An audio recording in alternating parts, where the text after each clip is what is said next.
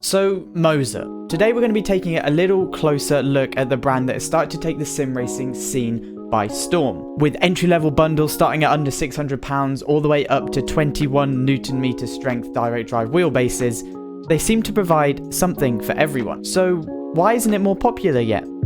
Let's jump in, take a look, and I'll give you my thoughts on the new sim racing brand.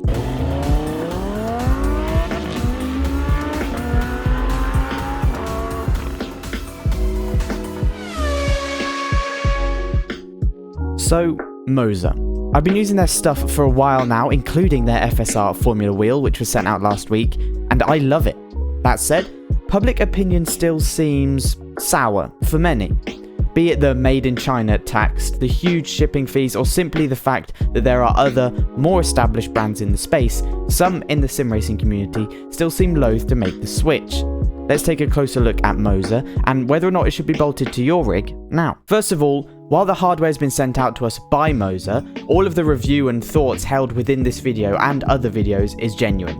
Likewise, a short background on myself and where my sim racing opinions are coming from. My MOZA R9 with CSR wheel and SR-P pedals was my first quote-unquote premium setup. Before this, my sim rig was a Logitech G923 strapped to a wheel stand. Now, my MOZA setup is bolted to an admittedly hodgepodge aluminium profile rig that I found on Facebook. Although, it does the job, of course.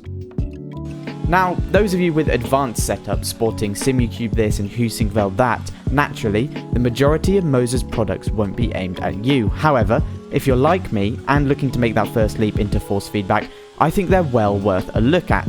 So, let me address some of the reasons that make people immediately overlook the relative sim racing newcomer. The shipping is a big one. Understandably so, given the lengthy shipping times and price. However, I honestly didn't notice the long shipping time. All my items have arrived in a timely manner and well packaged as well, removing any worry of items arriving broken and in pieces. However, the price I can totally understand. If you're buying direct from MOZA, there are a number of third-party retailers that stock this worldwide now, so you should be able to find at least one close to home to reduce those costs. With that out of the way, there aren't many barriers to entry within the MOZA ecosystem anymore at all. Let us now look at price. MOZA makes everything from the MOZA R5 to the MOZA R21. In rather simple fashion, these numbers indicate the strength in Newton meters of the wheelbase. Ranging from 5 Newton meters in strength to 21 Newton meters, there is of course something for everyone. Now, we only have the MOZA R9, so that's the only wheelbase that we can talk about from experience, but it is an awesome bit of kit. The unit is compact, doesn't weigh too much, and provides some awesome fidelity and feel. I haven't used the wheelbase at its full 9 Newton meters of strength yet, mainly because I simply haven't wanted to more than anything else, and it still felt more than enough. This has been in titles like F122, Assetto Corsa Competizione and Assetto Corsa on a variety of modded tracks as well as standard ones. So, at its current price point and given how capable the wheelbase feels, I would say it more than merits its price. Factor in the MOZA R5 bundle, which is actually 5.5 Newton meters in strength, which includes a wheel, wheelbase and pedals all for under $600 or pounds, and I think you'd be silly not to put MOZA at the very top of budget full direct drive sim racing.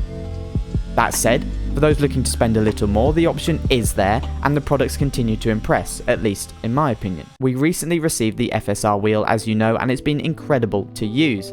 From the built-in display that has over 15 aesthetics to the exceptional build quality with genuine Toray carbon fibre, it's everything that I, a mere sim racing pleb, would expect from a premium product.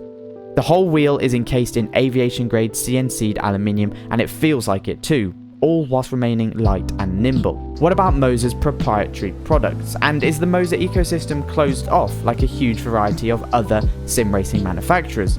No, not at all. In fact, the FSR wheel can be attached to an adapter, meaning it can be used with any Fanatec or SimuCube at the moment wheelbase, as it simply connects directly to the PC through USB. Likewise, the production of their own quick release adapter, although their proprietary quick release is also great, means you can use virtually any real life wheel with the correct PCD. So, if you have a particular wheel that you like using but fancy a MOZA R16, you can grab one and make it work. In summary, for me, the whole ethos of MOZA is removing a number of gateways that have stood at the periphery of sim racing for years now. Price, compatibility, and most importantly, good quality. MOZA is a relatively new player on the scene still that is most definitely here to stay, and that I would highly recommend checking out, especially to those new to sim racing. Let me know your MOZA thoughts down in the comments. I've been Toby for Racing Games, and we'll catch you in the next one here on the Racing Games channel soon.